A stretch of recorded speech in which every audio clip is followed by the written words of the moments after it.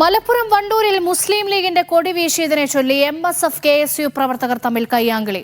UDF സ്ഥാനാർത്ഥി രാഹുൽ ഗാന്ധിയുടെ പ്രചാരണ പരിപാടിക്ക് പിന്നാലെയാണ് സംഘർഷമുണ്ടായത്. പരിപാടിക്ക് ശേഷം നടന്ന സംഗീത നിശയിൽ MSF പ്രവർത്തകർ ലീഗിന്റെയും MSFന്റെയും കൊടി വീശിയിരുന്നു. കൊടി ഉപയോഗിക്കേണ്ടതില്ലെന്ന ധാരണ തെറ്റിച്ചത് KSU പ്രവർത്തകർ ചോദ്യം ചെയ്തതോടെയാണ് സംഘർഷമുണ്ടായത്.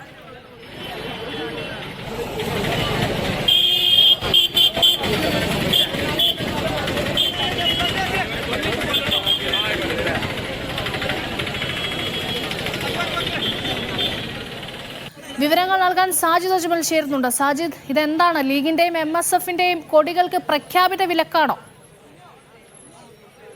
രേഷ്മ, വണ്ടൂരിലാണ് MSF KSU പ്രവർത്തകർ തമ്മിൽ കയ്യാങ്കളി ഉണ്ടായത്.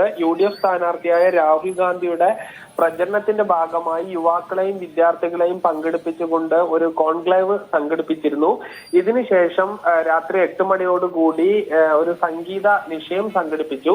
ഇതിനിടയിൽ കുട്ടികൾ പാട്ട് പാടുകയും ഡാൻസ് കളിക്കുകയും ചെയ്യുന്നതിനിടെ MSF പ്രവർത്തകർ മുസ്ലിം ലീഗിന്റെയും MSFന്റെയും കൊടി വീശി. ഇതോടുകൂടി KSU പ്രവർത്തകർ ഇത് ചോദ്യം ചെയ്തു. രാഹുൽ ഗാന്ധിയുടെ പരിപാടിക്കിടെ പ്രചരണത്തിനിടെ ഈ കൊടികൾ ഉപയോഗിക്കേണ്ടതില്ല എന്ന് തീരുമാനിച്ചിരുന്നു. ഇത് MSF പ്രവർത്തകർ ലംഘിച്ചു എന്ന് പറഞ്ഞു ഈ പരസ്പരം വാക്കേറ്റം ഉണ്ടാവുകയും കയ്യാങ്കളിയിലേക്ക് നീങ്ങുകയും ചെയ്തു. ഉടൻ തന്നെ മുതിർന്ന UDFന്റെ നേതാക്കൾ ഇടപെട്ട് പ്രവർത്തകരെ ശാന്തരാക്കി.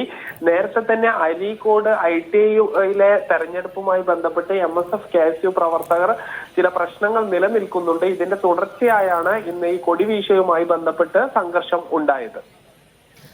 ശരി, സാജിദ് അജ്മലാണ് വിവരങ്ങൾ നൽകിയത്.